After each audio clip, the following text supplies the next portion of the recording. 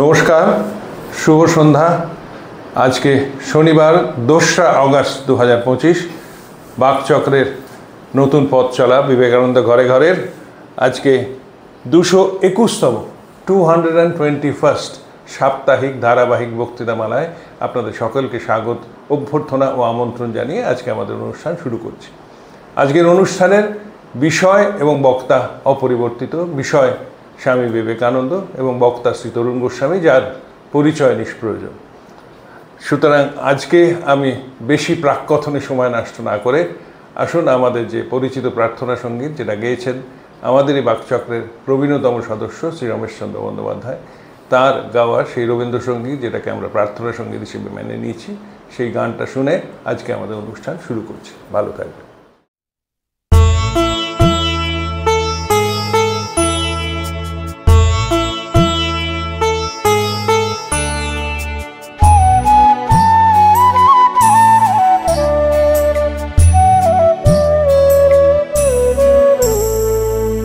তোমারে করিয়াছি জীবনের ধ্রুবতারা, এ সমুদ্রে আরো কবু হব না গো পথহারা।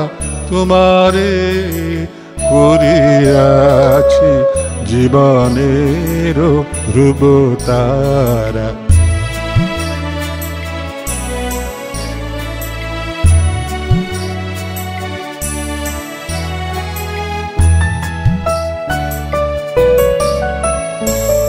যেথায় আমি যাই না গো তুমি প্রকাশিত থাকো। যেথায় আমি যাই না গো তুমি প্রকাশিত থাকো। অকুল নয়ন জলে ঢালো গো কিরণ ধারা। তোমারে করিয়াছি জীবনের ধ্রুবতারা,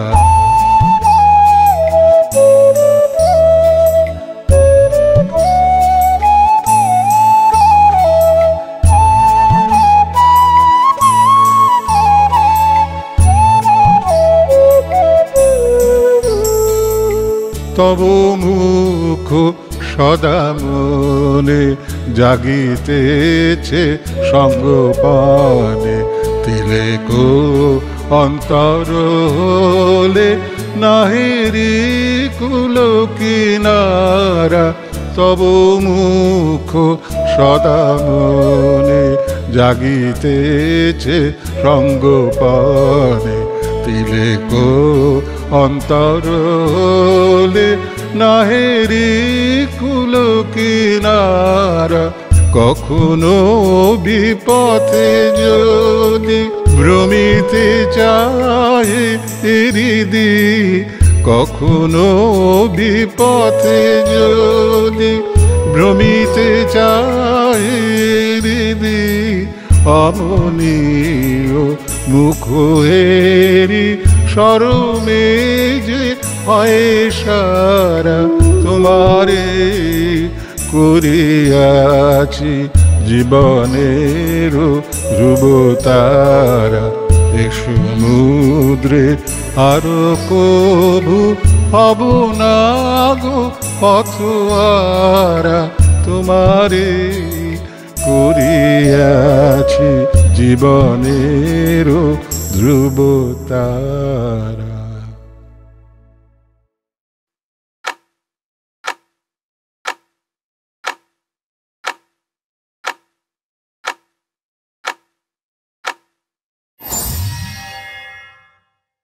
নমস্কার। আজকে আমরা যে চিঠি আলোচনা করব 14ই সেপ্টেম্বর 1899 সালে লেখা ইটি স্টার্ডিকে।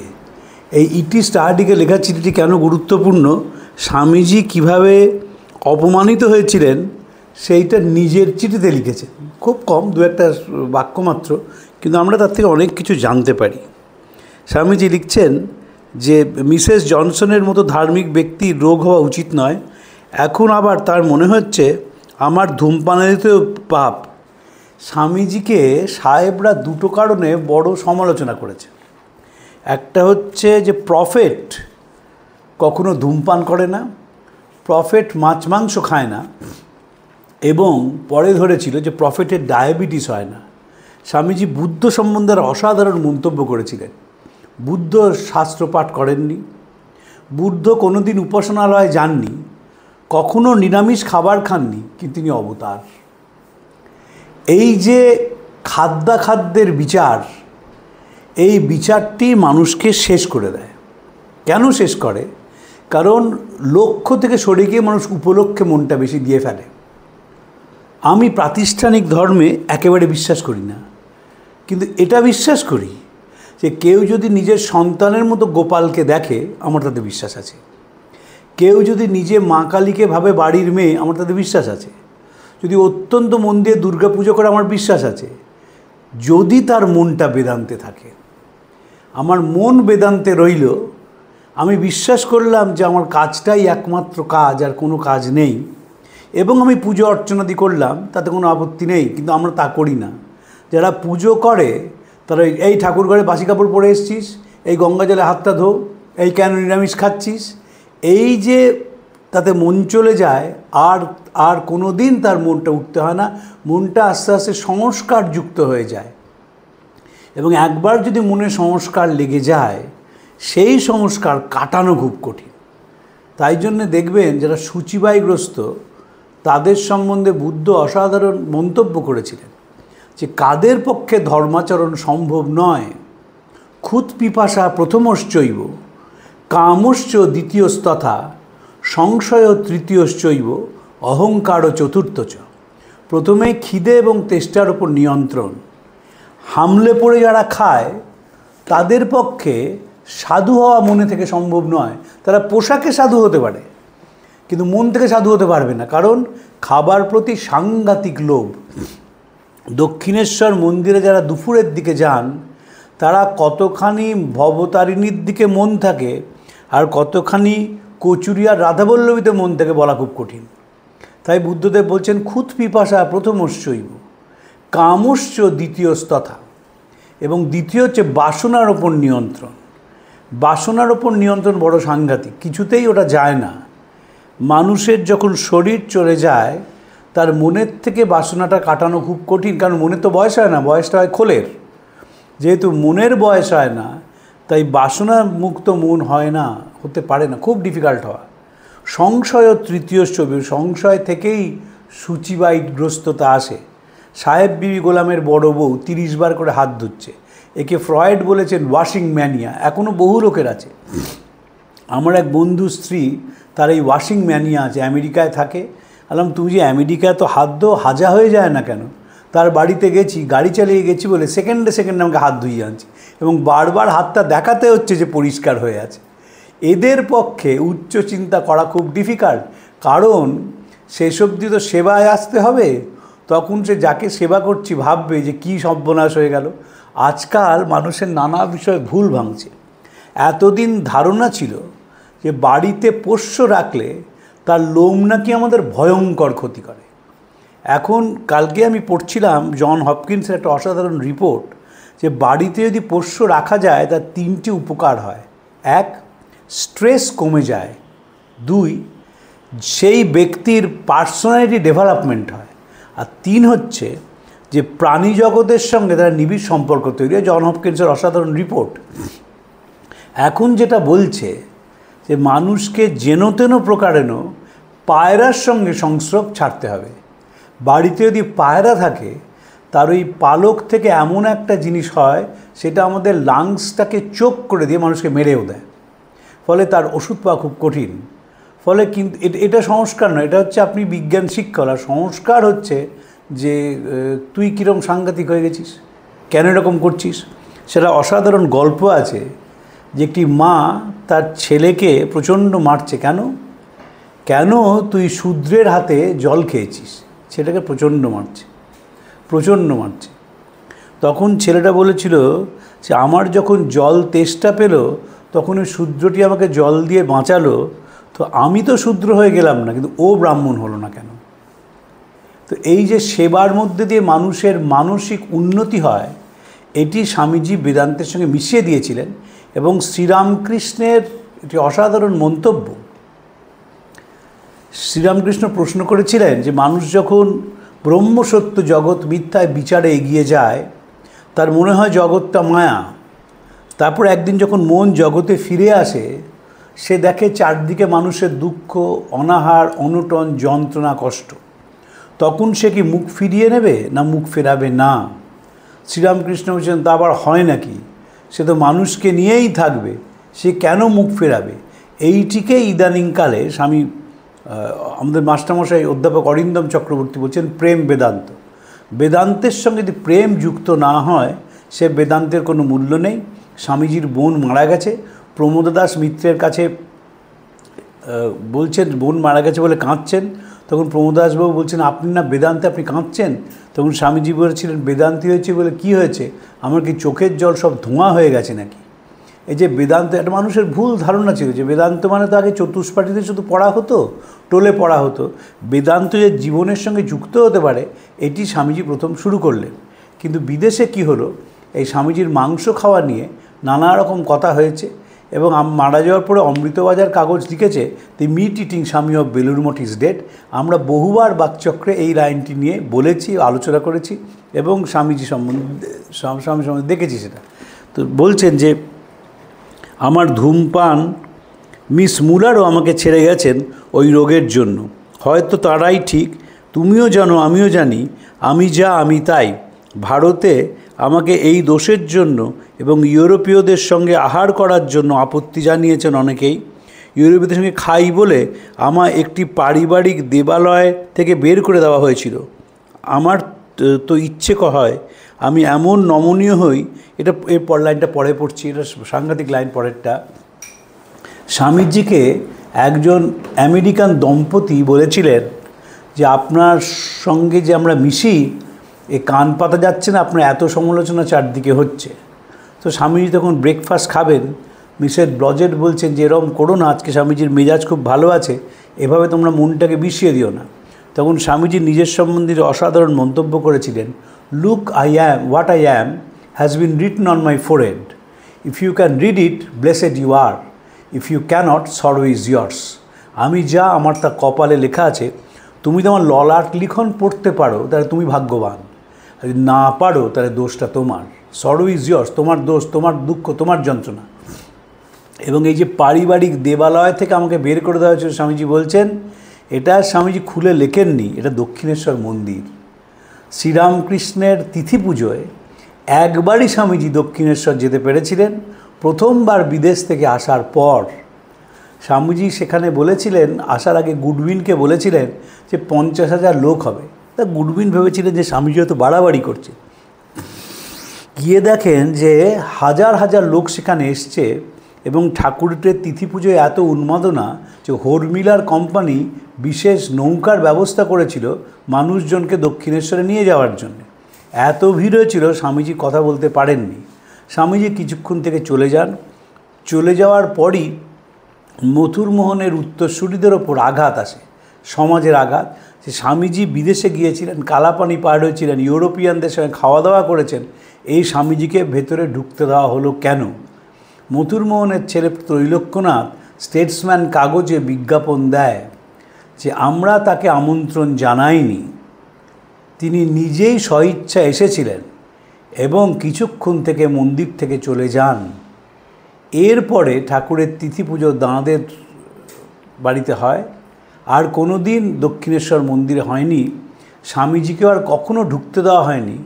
শিষ্যর অসাধারণ লেখা আছে যে স্বামীজি মাঝে মাঝেই কাঁদতে কাঁদতে দক্ষিণেশ্বর দিকে তাকিয়ে থাকতেন, হয়তো স্মৃতিচারণ করতেন, ভাবতেন যে ঠাকুরের সঙ্গে যে দিনগুলো কেটেছিল, কত আনন্দে কেটেছে, দক্ষিণেশ্বর দিকে তাকিয়ে থাকতেন। বহু বছর পরে পাপ স্খলন করবার জন্যে, আমি পাপ স্খলনই বলি, ওরা বলতে রাজি হন না, কুশল চৌধুরীরা স্বামীজির মূর্তি বসিয়েছেন দক্ষিণেশ্বরে। ওটা হচ্ছে যে পাপ স্খলন করা, যে অপমান করেছি, যে অসভ্যতা আমাদের পূর্বসূরীরা করেছে, তার থেকে বেরিয়ে আসার জন্য স্বামীজির মূর্তি স্থাপন। ভাবুন, শ্রীরামকৃষ্ণ তিনি না থাকলে দক্ষিণেশ্বর মন্দির কেউ চিনত না, একটা পোড়ো দোয়েবালা হয়ে পড়ে থাকতো। যদি উত্তর 24 পরগনায় যান, দেখবেন দক্ষিণেশ্বর মন্দিরের ভাই বোন, মাস্ততো বোন, মাস্ততো দিদি সব আছে, সেগুলো পোড়ো দেবালয় হয়ে পড়ে আছে। দক্ষিণেশ্বরে নতুন মাত্রা যোগ করেছিলেন শ্রীরামকৃষ্ণ। এবং কেন মাত্রা যোগ করেছিলেন? তিনি দেখিয়েছিলেন যে দেবতা আমাদের আত্মীয়, দেবতাকে দূরে রাখার কোনো প্রয়োজন নেই। সত্যেন দত্ত যে কবিতা লিখেছেন, দেবতাকে মোর আত্মীয় জানি আকাশে প্রদীপ জ্বালি, সেটি শ্রীরামকৃষ্ণকে দেখে লেখা।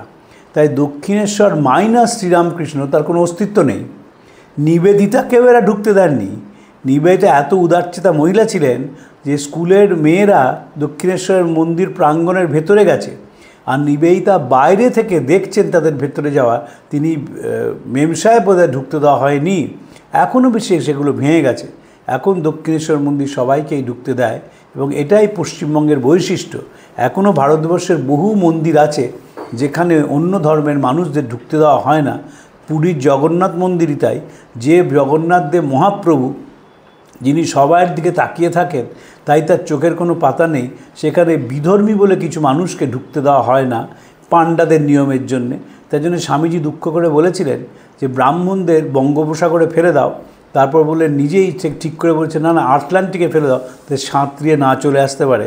বলেছেন ধর্ম থেকে ব্রাহ্মণদের অত্যাচার বাদ দিয়ে দাও, দেখবে হিন্দু ধর্মের মতো ধর্ম পৃথিবীতে নেই। কিন্তু ব্রাহ্মণরা যে অত্যাচার করেছেন সেটা কহতব্য নয়। এবং এই সম্প্রতি বিহারে একটি আইন পাস হয়েছে যে আর শ্রাদ্ধে কাউকে খাওয়ানো যাবে না। শ্রাদ্ধের খাওয়ার নামে যে অসভ্যতা, এই স্বামীজিকে ঢুকতে না দেওয়াটাই সেই অসভ্যতারই একটা উদাহরণ, প্রকৃষ্ট উদাহরণ। কিন্তু এর পরের যে লাইনগুলো সেটা খুব গুরুত্বপূর্ণ। সেইখানে স্বামীজি বলছেন, আমার তো ইচ্ছে হয় আমি এমন নমনীয় হই যে প্রত্যেকের ইচ্ছানুরূপ আকারে গঠিত হতে পারি, কিন্তু দুর্ভাগ্যের বিষয় এমন লোক তো আজও দেখলাম না যে সকলকে সন্তুষ্ট করতে পারে। বিশেষত যাকে বহু জায়গায় যেতে হয় তার পক্ষে সকলকে তুষ্ট করা সম্ভব নয়। ঈশপের একটা বিখ্যাত কথা আছে, you please all and you please none. আপনি যদি সকলকেই তুষ্ট করতে যান, তাহলে দেখা যাবে আপনি কারোরই মন রাখতে পারছেন না। এবং এই যে স্বামীজি বলছেন যে যার বাইরে গিয়ে কাজ করতে হয়, তার পক্ষে সব কিছু নিয়ম রক্ষা সম্ভব নয়। স্বামী প্রকাশানন্দজি, স্বামী শুদ্ধানন্দজির ভাই, তিনি আমেরিকায় যাচ্ছেন 1906 সালে। সারদা মার কাছে এসেছেন আশীর্বাদ চাইতে। তাকে যে মা কথাটি বলেছিলেন, সেই কথাটি বহু জায়গায় ব্যবহার করা হয়, কিন্তু ইতিহাসটা অনেকেই জানেন না। যখন যেমন তখন তেমন, যেখানে যেমন সেখানে তেমন, যাকে যেমন তাকে তেমন, এটি প্রকাশানন্দজিকে বলা। তার কারণ তিনি বিদেশে নিজের ভাষার মানুষ পাবেন না, সেখানে গঙ্গা পাবেন না যেখানে স্নান করা যায়, গঙ্গা জল সেখানে পাবেন না। এবং যেহেতু অন্য দেশ, তাই জন্যে পুজোটাকে যথাযথভাবে এই দেশে যেরকম করে সেটা করতে পারবেন না। তাই মা বলছেন যখন যেমন তখন তেমন, যেখানে যেমন সেখানে তেমন, এবং যাকে যেমন তাকে তেমন। স্বামীজি সেই কথাটি স্টাডিকে লিখছেন যে যিনি বাইরে গিয়ে কাজ করেন তার পক্ষে সব কিছু নিয়ম মানা সম্ভব নয়। আমার গুরু মহারাজ, তিনি খুব ফ্লেক্সিবল মানুষ ছিলেন, স্বামী ভূতেশানন্দজি। তাকে যখন কেউ গিয়ে বলতো মহারাজ কীরকম করে জব করবো, তো তখন তো এয়ারক্রাফটে বাইরে যাচ্ছি, তখন তিনি বলতেন যে কিছু না, প্লেনেই বসে জব করে নেবে, মনে রাখবে তাতেই ঠিক হয়ে যাবে। আমি যখন প্রথম আমেরিকাতে আসি, তখন প্যান্টুলুন না থাকলে লোকে আমার প্রতি দুর্ব্যবহার করত। তারপর আমাকে শক্ত আস্তিন ও কলার পরতে বাধ্য করা হলো, তা না হলে আমাকে তারা ছোঁবেই না। তারা আমাকে যা খেতে দিত তা না হলে আমায় অদ্ভুত মনে করত, এমনি সব। শ্রীরামকৃষ্ণ কেন স্বামীজিকে শেষ অবধি সিলেক্ট করেছিলেন? স্বামী তো বলেছেন যে তিনি ইচ্ছে করলে লাখ লাখ বিবেকানন্দ তৈরি করতে পারতেন, কিন্তু অত মানুষের মধ্যে থেকে, অতজন শিষ্যর মধ্যে থেকে তিনি কেন স্বামীজিকে সিলেক্ট করলেন? স্বামী অভেদানন্দজি করতে পারতেন। তিনি অসাধারণ ইংরেজি বলতেন, তিনি চমৎকার বক্তৃতা করতেন, মহাপণ্ডিত ছিলেন। তিনি স্বামী শারদানন্দজিকে নিতে পারতেন। স্বামী শারদানন্দজিও ইংরেজি চমৎকার বলতেন, তিনি ইংল্যান্ডে আমেরিকায় গিয়েছিলেন। স্বামীজিকে তিনি সিলেক্ট করলেন, তার কারণ হচ্ছে যে স্বামীজির মধ্যে কোনো অনুদার ভাব তিনি দেখেননি। এটাই যে প্রধান কারণ। কারণ বিদেশে গিয়ে যদি ঔদার্যের টান পড়ে, তাহলে স্বামীজির পক্ষে কাজ করা সম্ভব হবে না। যদি তার অভেদানন্দজির মতো খাদ্যাখাদ্যের বিচার থাকতো, সেই তো বিখ্যাত গল্প আছে, বিখ্যাত ঘটনা। একদিন শ্রীরামকৃষ্ণ দেখলেন অসুস্থতার সময় কাশীপুরের বাড়ি থেকে 3 জন নেই, কালী, শরৎ এবং নরেন। তিনি ভাবলেন যেহেতু তার অসুস্থতা বাড়ছে তাই তারা তো পূর্বাশ্রমে ফিরে গেছেন। পরের দিন সকালে তিনি শরৎকে দেখেই জিজ্ঞেস করলেন, কাল কোথায় গিয়েছিলি? শরৎ বললেন যে গিয়েছিলাম ওই বড়নগরের পিরুর হোটেলে, সেইখানে গিয়ে বললেন কী খেলি? বলে নরেন নিষিদ্ধ পক্ষীর মাংস আর মোগলাই পরোটা অর্ডার দিল, মানে মুরগির মাংস এবং মোগলাই পরোটা। বললেন তুই কি করলি? বললেন শারদানন্দজি বললেন যে আমি মুখেই দিলাম না। বললেন কালী কী করলো? বললেন কালী মুখে দিয়েই ফেলে দিল। শ্রীরামকৃষ্ণ মন্তব্য করলেন যে তোরা নৈষ্ঠিক ব্রহ্মচারী, তোদের এরকম করা ঠিক নয়, কখনো খাবি না। নরেন কি করলো? শারদানন্দজি বলছেন তখন স্বামীজি এসে কাশীপুরের ঘরের মধ্যে প্রবেশ করেছেন। তখন শ্রীরামকৃষ্ণকে বলছেন যে নরেন তো নিজেরটা খেলেই আমাদেরটা খেয়ে নিল। নরেনের দিকে তাকিয়ে একগাল হেসে ঠাকুর বলেছিলেন এ শালা ঠিক কাজ করেছে। এই যে কাজ, এটাই হচ্ছে আসল, যে যদি কোনোভাবে যেন তার উদারতায় কম হয়। আমার মনে আছে যে বিখ্যাত ঘটনা, সুসান ওয়াল্টাস, বিখ্যাত বিবেকানন্দ গবেষিকা, তিনি কামারপুকুরে গেছেন। তিনি যে কামারপুকুরে আছেন আমরা জানতাম না। স্বামী লোকেশ্বরের সঙ্গে গেছি, ঘরময় সাধারণ মানুষ। সুসান ওয়াল্টাস সেখানে গিয়ে মহারাজের বক্তৃতা শুনতে গেছে। মহারাজ যেহেতু বিরাট উদার মাপের মানুষ ছিলেন, মহারাজ 1 ঘন্টা বক্তৃতা, যিনি স্বামীজি ছিলেন ওখানকার, তাকে বললেন আমি 15 মিনিট ইংরেজিতে বলবো যাতে সুসান বুঝতে পারে, আর বাকিটা বাংলায় বলবো। এটা কেউ বলতেন না, এটা কোনো সন্ন্যাসী বলতেন না। আমি একেবারে দৃঢ়তার সঙ্গে বলতে পারি। সুসান ওয়াল্টাসকে দেখেই মহারাজ ইংরেজিতে 15 মিনিট বললেন। তারপর স্থানীয় যারা মানুষ ছিলেন ভক্ত, তাদের জন্য 45 মিনিট বাংলায় বললেন। তো এই উদারতাটা সবসময় থাকতো, কারণ স্বামীজি তো উদারতা প্রচার করতেই বিদেশে গেছেন। হিন্দু ধর্ম কত উদার, অল ইনক্লুসিভ। স্বামী সুবীরানন্দ যে অল ইনক্লুসিভ রিলিজেন বলেন সবসময়, যে আমি যদি নিজেই ঠিক না থাকি, আমার মধ্যে যদি কোনো ত্রুটি থাকে, আমার মধ্যে যদি খুঁতখুঁতে ভাব থাকে, কারণ ওই ম্লেচ্ছর হাতে খাচ্ছি এসব যদি মনে হয়, তাহলে খাওয়া সম্ভব নয়, বাঁচা সম্ভব নয়। শারদামণির বৈশিষ্ট্য কী? যখন 3 জন আমেরিকান বিদেশিনী এলেন, তিনি তাদের সকলকে গ্রহণ করলেন, ঠোঁট ধরে এই থুতনি ধরে নিবেদিতাকে চুম্বন করলেন এবং নিজের পাতের খাবার তাদের সঙ্গে ভাগাভাগি করে খেলেন।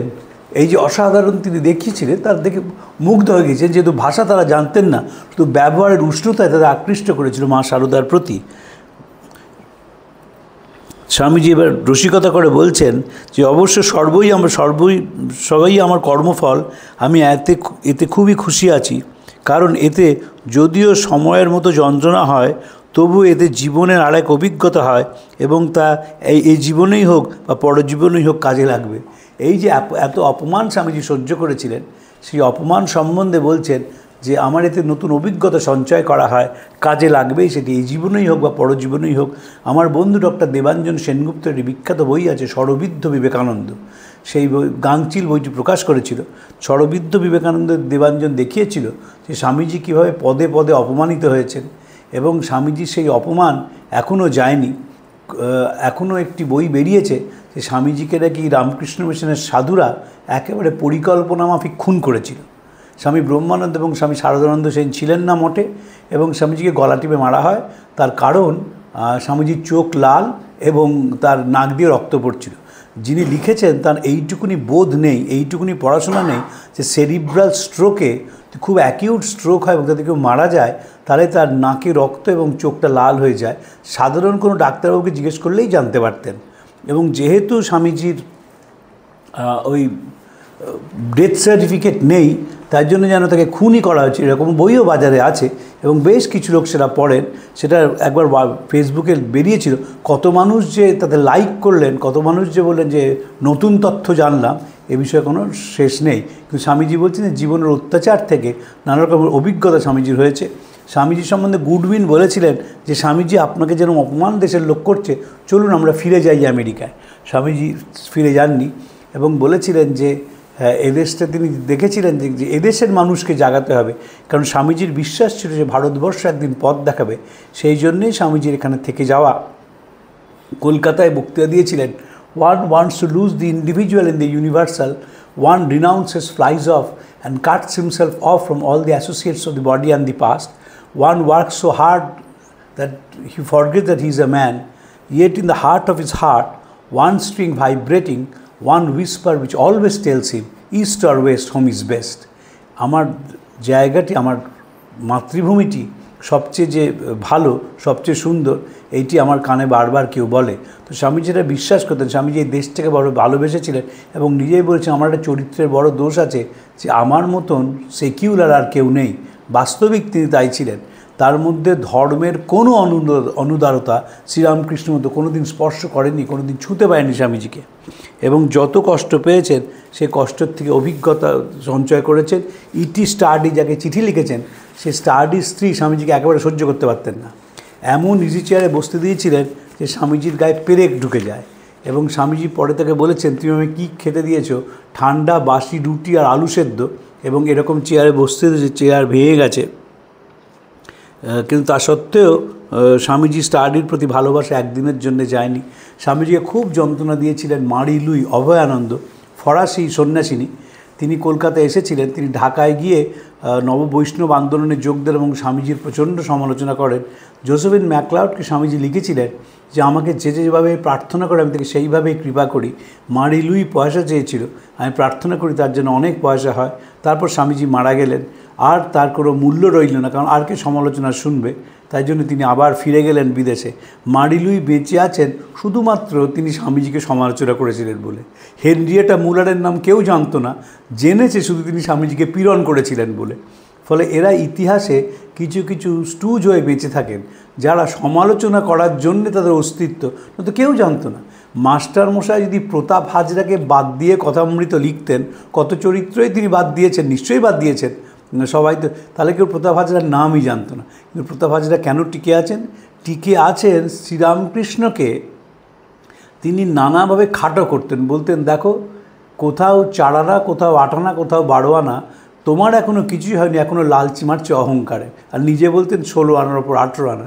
প্রতাপ হাজরা সম্বন্ধে শঙ্করীবাবু মন্তব্য করেছেন যে শিলা দিয়ে শ্রীরামকৃষ্ণ নরেন্দ্রনাথকে স্বামী বিবেকানন্দ স্পর্শ করে গিরিশচন্দ্রকে ভক্ত ভৈরবকে পরিণত করেছিলেন, সেই শিলাটি তিনি হাজরাকে দেখাননি। হাজরাকে দেখালে প্রথমে হাজরা সেটি মেরে দিত এবং পরে বেচে দিত। তো হাজরা সে অস্তিত্ব আছে সে সমালোচনা করার জন্যে। ঠিক সেইভাবে স্বামীজিকেও বেশ কিছু মানুষ তারা শুধু টিকে আছেন স্বামীজিকে সমালোচনা করেছিলেন বলে। স্বামীজি প্রত্যেকটি জিনিস থেকে অভিজ্ঞতা সঞ্চয় করেছিলেন, অভিজ্ঞতায় ঋদ্ধ হয়েছিলেন। এবং স্বামীজির বিখ্যাত চিঠি নিশ্চয়ই কোনো একদিন পড়ব, যে আমি যে জীবনে এত বড় ভুল করেছি আমি তাতেও খুশি, এত যে দুঃখ পেয়েছি তাতেও খুশি, আবার এখন যে নির্বাণ সমুদ্রে ডুবে যাচ্ছে আমি তাতেও খুশি। এইভাবে একটি মন স্বামীজি তৈরি করেছিলেন, যে মনটি শুধু কাজ ছাড়া কিচ্ছু বোঝে না। কে স্বামীজিকে সমালোচনা করলো, কে স্বামীজির প্রশংসা করলো, কে স্বামীজিকে ভালো বলল, তিনি তার নিজের মতে অনড় ছিলেন। এবং কোনো দিন শেষ দিন অবধি তিনি কখনও তার মাছ মাংস খাওয়া ত্যাগ করেননি। আমাকে একজন খুব বড় ডাক্তার শৈবাল গুপ্ত বলেছিলেন যে স্বামীজি মাছ মাংস খেতেন বলেই 39 বছরে বেঁচেছিলেন, যদি প্রোটিনটা না খেতেন তাহলে সেটাও তিনি বাঁচতেন না। এই প্রসঙ্গে একটি কথা বলে শেষ করি। একজন বিখ্যাত ব্যবসায়ী মঠে এসছেন, তিনি বলছেন যে মঠটা পুরোটা তিনি রং করিয়ে দেবেন। যদি আপনারা মঠের খবর রাখেন দেখবেন মঠের পক্ষে এই 2025 সালেও পুরো বেলুড় মঠটা একসঙ্গে রং করা সম্ভব হয় না, পয়সা নেই বলে। পুরো বেলুড় মঠের প্রাঙ্গণ যদি রং করতে হয় যে বিপুল পয়সা লাগবে, তাই খেপে খেপে রং করা হয়। স্বামীজির বাড়িটা রং করা হলো, মার মন্দির রং করা হলো, ব্রহ্মানন্দজির মন্দির রং করা হলো, প্রেসিডেন্ট মহারাজের কোয়ার্টার রং করা হলো, মূল মন্দিরটা রং করলো, এইভাবে করা হয়। তো তিনি বললেন আমি গোটাটা করে ফেলবো। তো গোটাটা করে ফেলবো, খুব খুশি। স্বামী মাধবানন্দজি তখন প্রেসিডেন্ট।